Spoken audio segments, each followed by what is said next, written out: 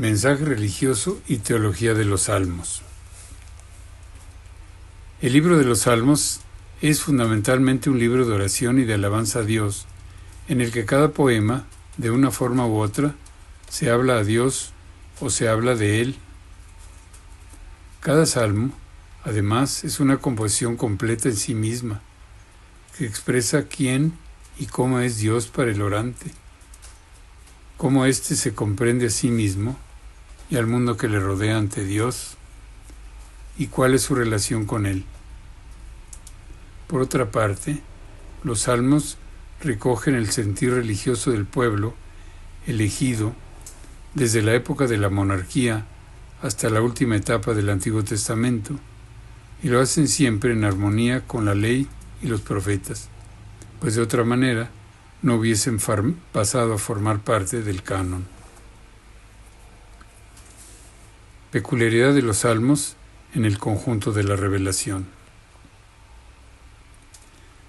Mediante los salmos, Dios habla a su pueblo, no solo en los oráculos recogidos en algunos de ellos, o en la invitación a seguir su ley presente en otros, sino también en cuanto que los salmos son la oración inspirada que Dios pone en la boca y en el corazón de quienes los componen y los recitan.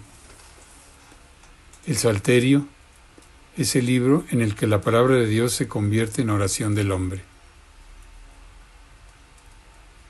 En los demás libros del Antiguo Testamento, las palabras proclaman las obras de Dios por los hombres y explican su misterio.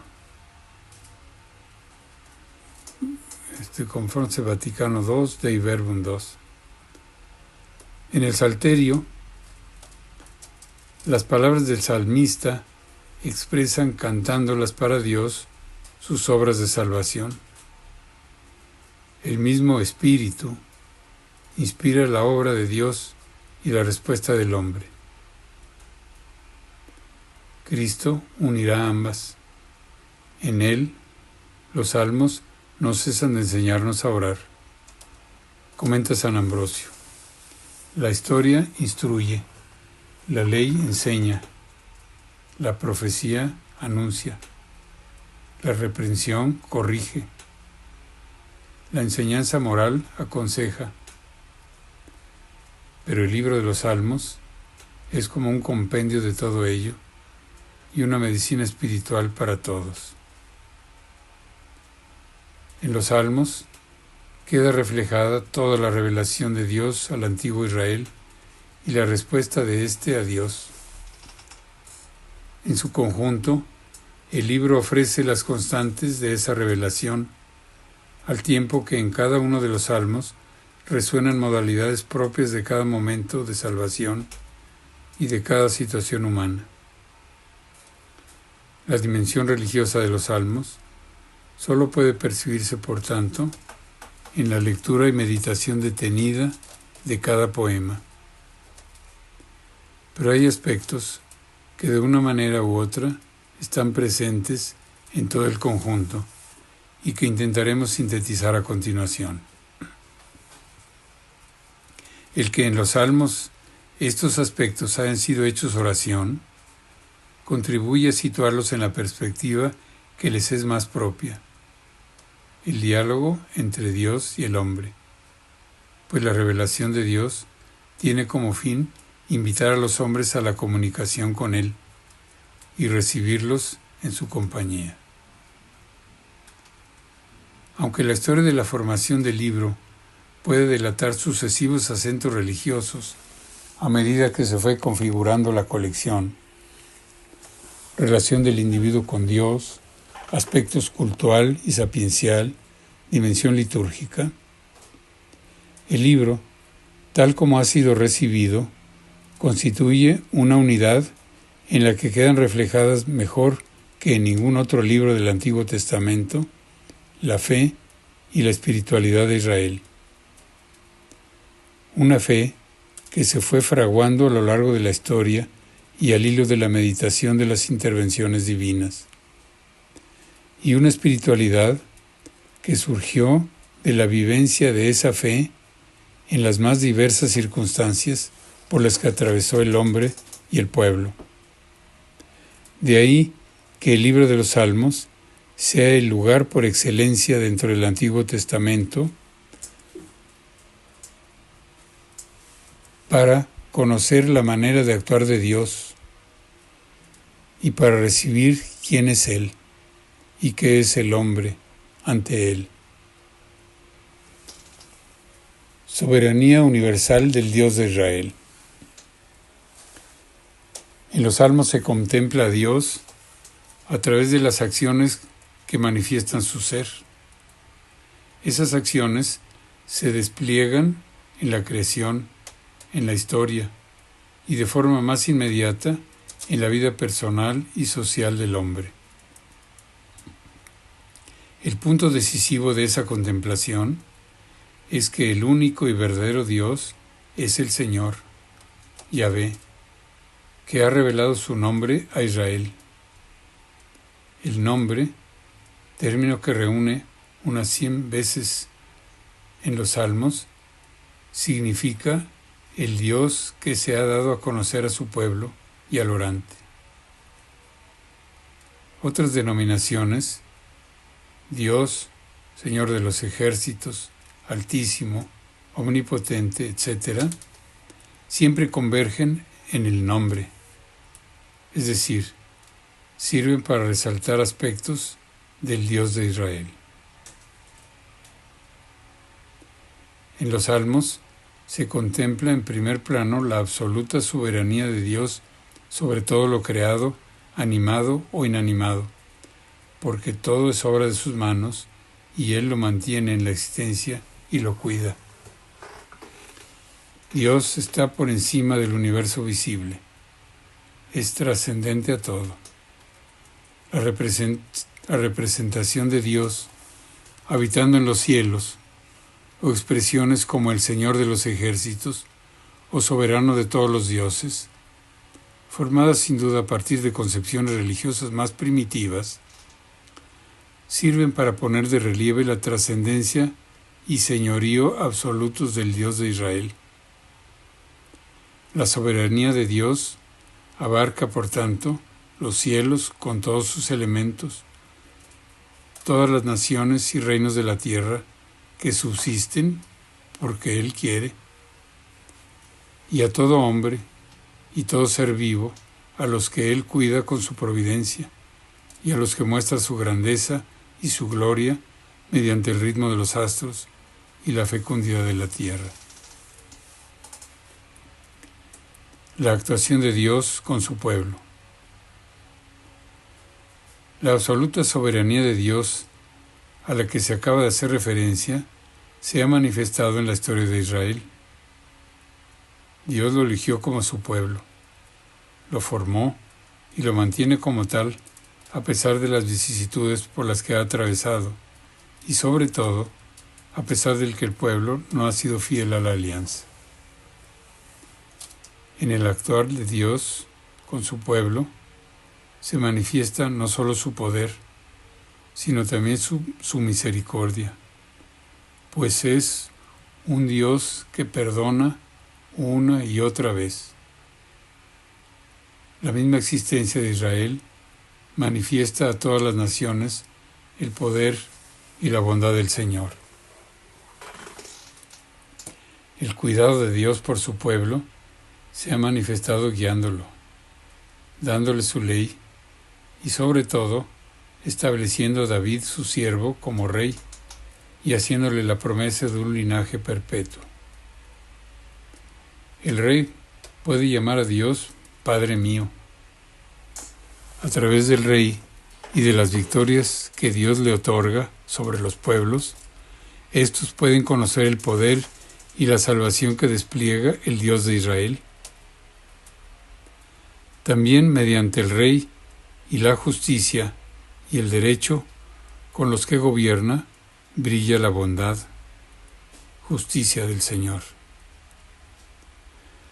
La elección de la dinastía davídica por parte del Señor va acompañada de la elección de Sión como ciudad del gran rey y como lugar en el que está el santuario donde el Señor se ha hecho presente, pues Él, al mismo tiempo que habita en los cielos, ha querido poner su morada en el templo, sobre los querubines del arca.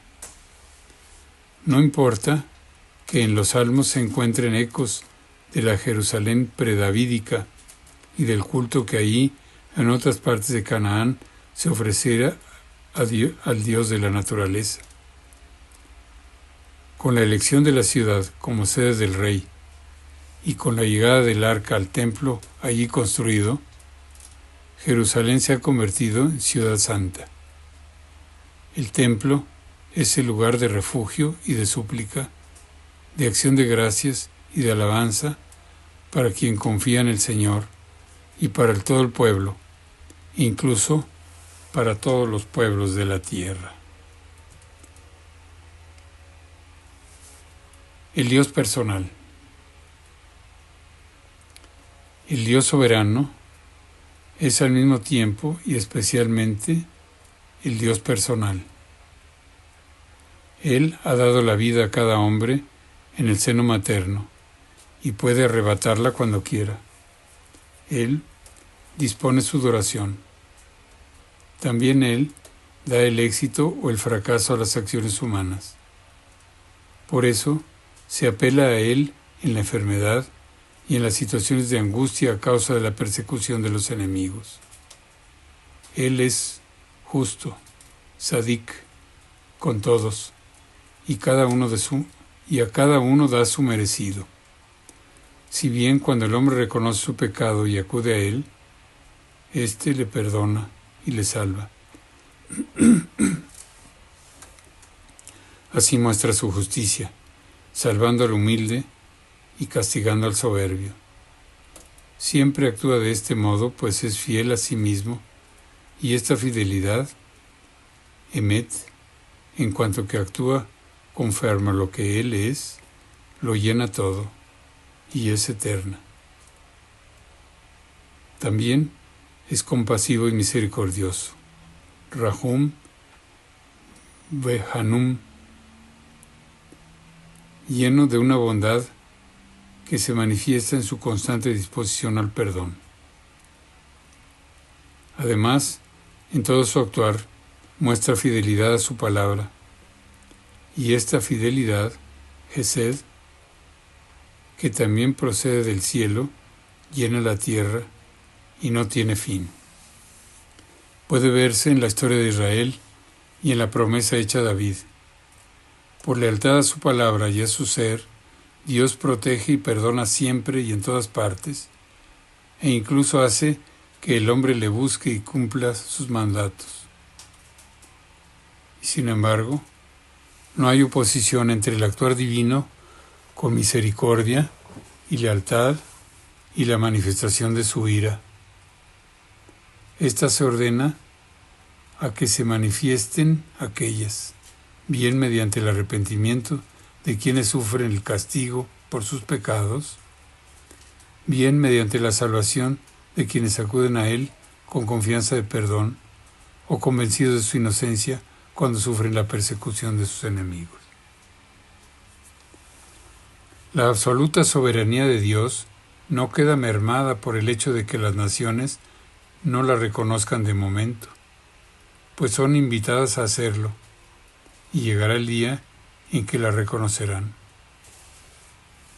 Tampoco queda oscurecida por el hecho de que la vida de todos los hombres, incluso de los justos, acabe en la muerte. Pues aunque en los Salmos no aparezca expresamente la esperanza en una recompensa divina más allá de este mundo, la muerte no es entendida como límite ni al poder de Dios ni a su misericordia hacia el hombre. La muerte es el designio divino sobre todo ser vivo, algo connatural al hombre cuando ha cumplido sus días. Por encima del valor de la vida está la misericordia divina. Tu misericordia vale más que la vida. El hombre en el mundo. El hombre es definido en los Salmos por su relación con Dios y su capacidad de elección entre vivir en la presencia divina o al margen de Dios. Ante todo, el hombre es criatura que desde el vientre materno hasta la muerte es sostenido por Dios y está bajo su mirada. Posee una dignidad superior a los demás seres de la tierra, porque le ha sido otorgada por el Creador. Esa dignidad consiste en el dominio del mundo y en la capacidad de admirar las obras del Creador y de alabarle. De ella participan todos los hombres, hijos de Adán. Pero al mismo tiempo, el hombre es un ser efímero, cuyos días están contados. Además, es pecador ante Dios, por lo que le llegan la enfermedad y las tribulaciones, de las que espera salir recurriendo al Señor y pidiendo su perdón y su auxilio. En los Salmos, el hombre creyente, fiel a la ley de Dios, se sabe miembro del pueblo elegido y partícipe de su historia. Se apoya en las intervenciones salvíficas de Dios en el pasado, en la formación del pueblo y en su permanencia a través de las generaciones, para fundamentar su conocimiento de Dios y la forma de dirigirse a Él. Las experiencias personales de la salvación divina, que son testimoniadas constantemente en los Salmos, se unen al recuerdo de la forma de actuar de Dios en el pasado y se ven como parte de un único proyecto divino. El hombre que ora en los Salmos no se comprende sin tener en cuenta la tradición del pueblo y su experiencia de Dios. Aunque entre los orantes en los Salmos se reflejan distintas clases de personas, el rey, el levita, el fiel sin más, a todos es común el sentimiento de dependencia de Dios por haber recibido de Él su condición social y religiosa y la fuerza para mantenerse fiel en ella. Esta condición es aceptada con gozo, y desde ella y desde las experiencias personales de la salvación divina se da testimonio de la grandeza y la bondad del Señor.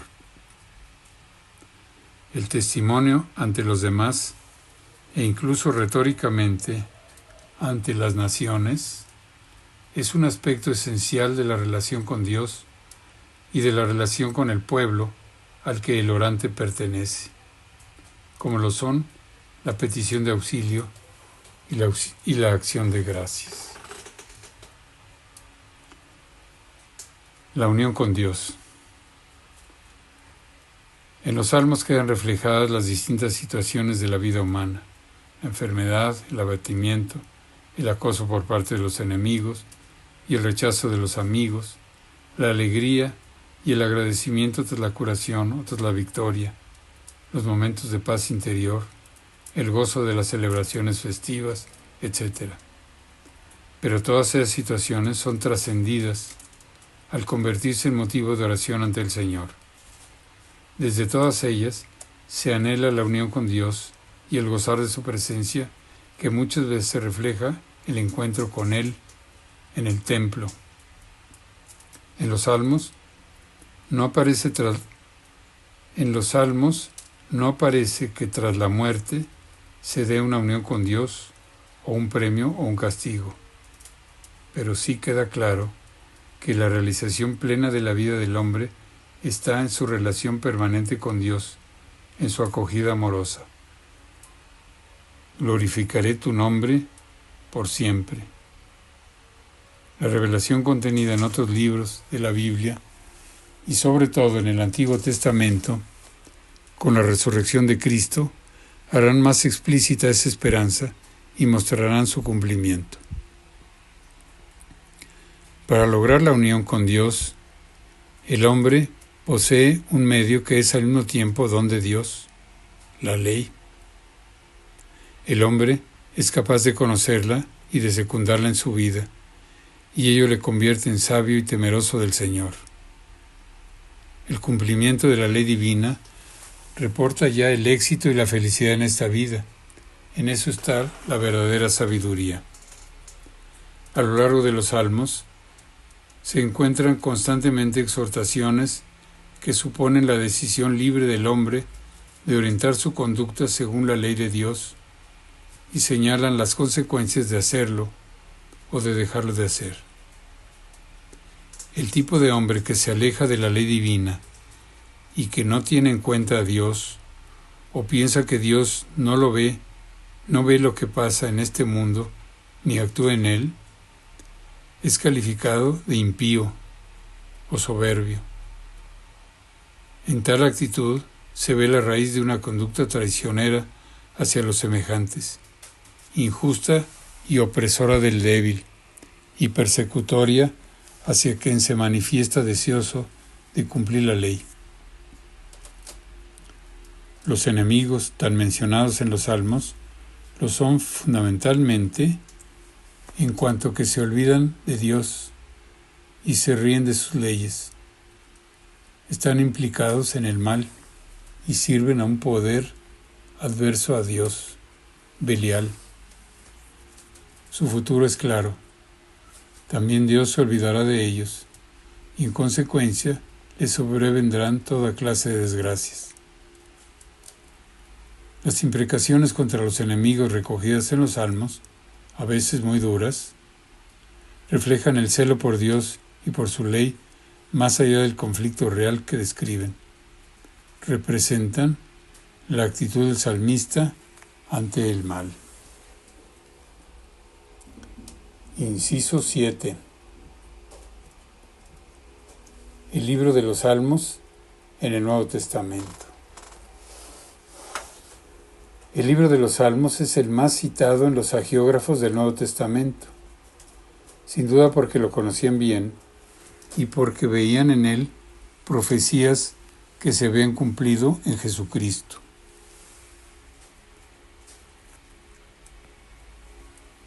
El uso de los Salmos en el Nuevo Testamento orienta la lectura del libro por parte del cristiano y de la Iglesia. Los salmos usados por Jesús y los apóstoles. Según los evangelios, Jesús apeló a algunos salmos en momentos especiales de su vida. A Salmo 8:3 para justificar las alabanzas que le tributaron los niños al entrar en Jerusalén. A Salmo 22:2 y Salmo 31:6 para dirigirse a Dios desde la cruz. A Salmo 35:19 para explicar el odio que le tuvieron las autoridades judías. A Salmo 48:3 y Salmo 82:6 para ratificar sus enseñanzas. A Salmo 110:1 para mostrar el carácter trascendente del Mesías superior a David. A Salmo 118, 22, 23, 26, como clave para comprender su muerte. En todas estas ocasiones, Jesús pone los salmos en relación con su persona y con su enseñanza. También los rezó junto con sus discípulos en la última cena, y se refirió expresamente a ellos, lo mismo que a la ley y los profetas, afirmando que hablaban de él. De esta forma, les daba un significado nuevo, trascendiendo el sentido que ya tenían, pero en continuidad con él. Después de los acontecimientos pascuales y siguiendo la orientación dada por Jesús, los apóstoles entendieron que los salmos se habían cumplido en la vida terrena del Maestro y la implicación de la Iglesia. Afirman que la forma de enseñar de Jesús mediante parábolas estaba predicha en Salmo 78:2 y que los sufrimientos de su pasión estaban anunciados en Salmo 2, 1 y 2, Salmo 34:21, Salmo 22:19, 69:22. Y la gloria de su resurrección en Salmo 16, 8 a 11, 110, 1. San Pablo recoge expresiones de distintos salmos para exponer la situación de la humanidad pecadora y necesitada de la redención de Cristo. Salmos 5, 10, 10, 7, 14, 1 a 3, 36, 2, 144. En la carta a los Hebreos se muestra la superioridad de Cristo sobre los ángeles, aplicándole a él directamente las afirmaciones de Salmo 2, 7, 8, 5 a 7, 45, 7 a 8, 102, 26 a 28, 104, 4, 110, 1. Su sacerdocio eterno se ve predicho en Salmo 2, 7, 110, 4. Y el carácter definitivo de dicho sacerdocio, afirmado en Salmo 40, 7 a 9. Asimismo, en esta carta se considera que la esperanza cristiana de llegar a la patria celestial ya estaba contemplada en Salmo 95, 7 a 11. Finalmente, señalemos también que los cánticos que en el Evangelio de San Lucas celebran el nacimiento de Jesús, Benedictus y el Magnificat, están tejidos con frases de los salmos aplicadas al momento gozoso del advenimiento de la salvación. Nuevo horizonte de significación. El uso que se hace de los salmos en el Nuevo Testamento abre unas dimensiones de significado que desbordan el sentido que cada salmo tiene en el interior del Antiguo Testamento y da a la misma literalidad de la composición una significación nueva, su sentido pleno. La absoluta soberanía de Dios, su reinado y su bondad, así como las actitudes humanas fundamentales reflejadas en los salmos, petición, alabanza, acción de gracias, meditación sapiencial, etc., volvemos a encontrarlas en el Nuevo Testamento, desde la contemplación de una nueva manifestación de Dios y de su salvación.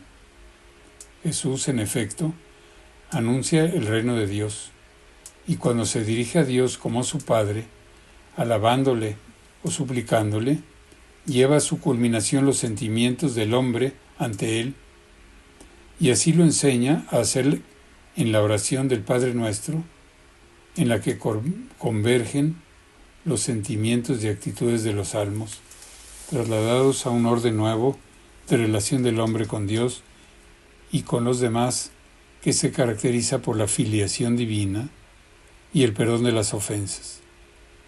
Escribe San Agustín, quien dice, por ejemplo, como mostraste tu santidad a las naciones, muéstranos así tu gloria y saca veraces a tus profetas. ¿Qué otra cosa dice sino, santificado sea tu nombre? Quien dice, Dios de los ejércitos, restáuranos, que brille tu rostro y nos salve. ¿Qué otra cosa dice sino, venga a nosotros tu reino? Quien dice, asegura mis pasos con tu promesa, que ninguna maldad me domine. ¿Qué otra cosa dice sino, hágase tu voluntad así en la tierra como en el cielo? Quien dice, no me des riqueza ni pobreza. ¿Qué otra cosa dice sino, el pan nuestro de cada día, danos de hoy? Quien dice, Señor, tenle en cuenta a David todos sus afanes, o bien, Señor, si soy culpable, si hay crímenes en mis manos, si he causado daño a mi amigo. ¿Qué otra cosa dice sino, perdónanos nuestras deudas, como nosotros perdonamos a nuestros deudores? Quien dice, líbrame de mi enemigo, Dios mío. ¿Qué otra cosa dice sino, líbranos del mal? Y si vas discurriendo por todas las plegarias de la Santa Escritura, creo que nada hallarás que no se encuentre y contenga en la oración dominical. Por eso, hay libertad de decir estas cosas en la oración con unas u otras palabras, pero no debe haber libertad para decir cosas distintas. En los escritos apostólicos, quizá recogiendo himnos de las primeras comunidades, se canta con un estilo similar al de los Salmos, la obra redentora de Cristo, su exaltación, la predicación del Evangelio a todas las naciones y la realidad de la Iglesia, nuevo pueblo de Dios integrado por judíos y gentiles. Salmos con especial relieve mesiánico.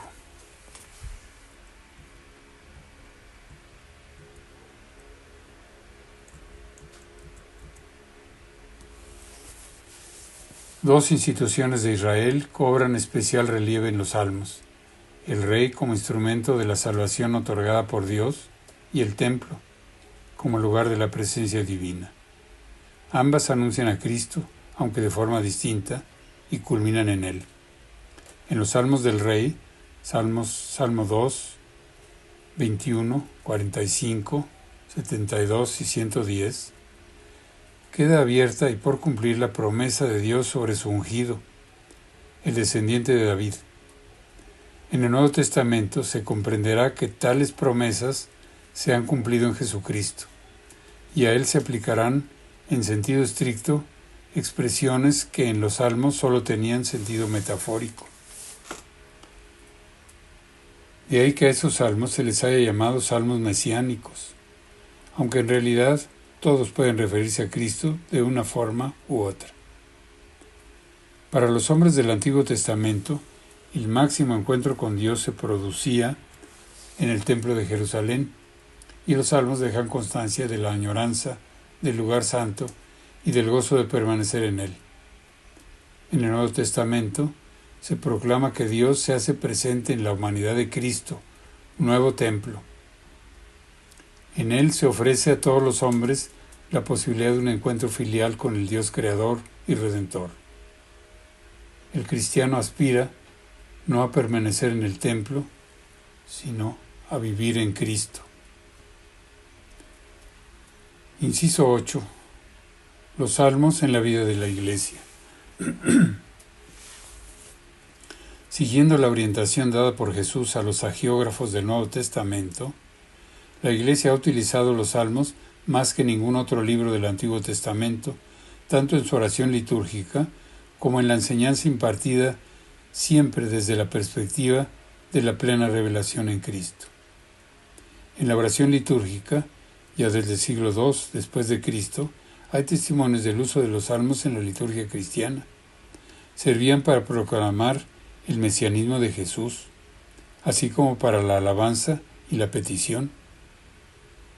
También eran utilizados como oración en el momento de la muerte. Más tarde, por el uso que de ellos hicieron los monjes, llegaron a ser la base para el resto del oficio divino, en el que se integra el salterio completo, salvo algunos salmos con expresiones muy duras, y se distribuye en diferentes horas del día.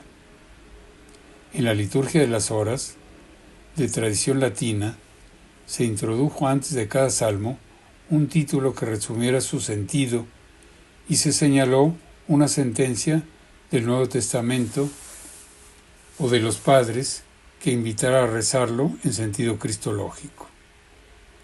Asimismo, los salmos sirven de respuesta comunitaria a la lectura del Antiguo Testamento en la Santa Misa. A la luz de estos usos litúrgicos, se ve que los salmos, usados por Cristo en su oración y que en él encuentran su cumplimiento, continúan siendo esenciales en la oración de su Iglesia. En la enseñanza de los santos padres y en los escritores posteriores. Los comentarios de los santos padres a los salmos son muy numerosos, desarrollando su aplicación a Jesucristo y a la vida cristiana. Entienden que los salmos hablan de Cristo, siempre que en ellos aparece de una forma u otra el Rey Mesías, o interpretan tipológicamente situaciones expresadas en los salmos como vividas por Jesucristo. Otras veces escuchan en los salmos al mismo Cristo. Entienden que quien habla en ellos es el Espíritu Santo, que se sirve de distintos autores para representar a Cristo. Los santos padres desarrollan asimismo la aplicación de los salmos a la vida cristiana, poniendo de relieve el camino espiritual y ético que van marcando al hombre. Son de destacar los comentarios homiléticos de San Juan Crisóstomo a unos 60 salmos con una oración predominantemente ascética y moral, y los de San Agustín, también en forma de homilías, con una orientación más doctrinal y eclesial. Las cuestiones gramaticales e históricas ocuparon autores como San Jerónimo y Teodoro de Mopsuestia. En la época bizantina proliferaron los catenae, o explicaciones hechas mediante la unión de pasajes de los comentaristas anteriores tomados como autoridades. De la Edad Media sobresalen los comentarios de Santo Tomás de Aquino sobre 51 salmos y los de San Buenaventura y San Alberto Magno, todos ellos realizando una lectura espiritual de los salmos desde el Nuevo Testamento. Entre los judíos, que partían del texto hebreo, se ha fijado más la atención en cuestiones filológicas e históricas, aunque también predomina el sentido de edificación espiritual.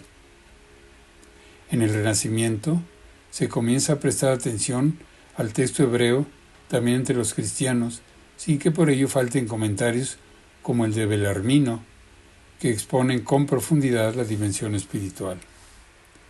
Actualmente, y sin perder de vista las adquisiciones anteriores, el estudio se orienta a comprender cada uno de ellos en el contexto en que se ha transmitido, ya sea atendiendo al marco de la vida litúrgica y religiosa de Israel, ya sea prestando atención al contexto literario dentro del libro en su conjunto y en el más amplio de la Sagrada Escritura. En nuestro comentario expondremos en primer lugar el significado que cada salmo adquiere en el lugar que se encuentra y en relación con los demás, sobre todo con el precedente o los siguientes. De este modo se podrá situar el salmo en su contexto literario próximo y realizar una lectura continuada viendo la forma en que progresa la oración a lo largo del libro. Después ofrecemos la lectura del poema, resaltando los elementos formales o de contenido con que está compuesto, y viendo de otra manera el género literario predominante en la composición y su significado fundamental. A continuación, para guiar la lectura cristiana del Salmo, damos alguna orientación acerca de su cumplimiento en la economía cristiana. Después pasamos a explicar algunas expresiones más destacadas o difíciles, las implicaciones religiosas contenidas en ellas y la forma en que se han actualizado en el Nuevo Testamento. Ofrecemos también algún ejemplo de la eficacia que el Salmo o parte de él ha tenido en la espiritualidad de los santos o en la enseñanza de la Iglesia. En definitiva, el deseo que anima este comentario es que el creyente esté dispuesto siempre en su corazón a responder conforme a la voluntad del Espíritu que inspiró al salmista, y sigue asistiendo también a todo el que con piedad esté dispuesto a recibir su gracia. Por eso, el rezo y la meditación de los salmos debe realizarse con alegría de espíritu y dulzura amorosa, tal como conviene a la poesía y al canto sagrado, y sobre todo a la libertad de los hijos de Dios. Como resumen del significado de los salmos para el cristiano, vale la pena reproducir estas palabras de San Ambrosio. ¿Qué cosa hay más agradable que los salmos? Como dice bellamente el mismo salmista, alabad al Señor, que los salmos son buenos. Nuestro Dios merece una alabanza armoniosa. Y con razón los salmos, en efecto, son la bendición del pueblo, la alabanza de Dios, el elogio de los fieles, el aplauso de todos, el lenguaje universal, la voz de la Iglesia, la profesión armoniosa de nuestra fe, la expresión de nuestra entrega total, el gozo total de nuestra libertad, el clamor de nuestra alegría desbordante. Ellos calman nuestra ira, rechazan nuestras preocupaciones, nos consuelan en nuestras tristezas. De noche son un arma, de día una enseñanza. En el peligro son nuestra defensa, en las festividades nuestra alegría. Ellos expresan la tranquilidad de nuestro espíritu, son prenda de paz y de concordia, son como la cítara que aúna en un solo canto las voces más diversas y dispares. Con los salmos celebramos el nacimiento del día y con los salmos cantamos a su ocaso. En los salmos rivalizan la belleza y la doctrina. Son a la vez un canto que deleita y un texto que instruye. Cualquier sentimiento encuentra su eco en el libro de los salmos. En ellos voy meditando el don de la revelación, el anuncio profético de la resurrección, los bienes prometidos. En ellos aprendo a evitar el pecado y a sentir arrepentimiento y vergüenza de los delitos cometidos. ¿Qué otra cosa es el salterio sino el instrumento espiritual con que el hombre inspirado hace resonar en la tierra la dulzura de las melodías celestiales, como quien pulsa la lira del Espíritu Santo?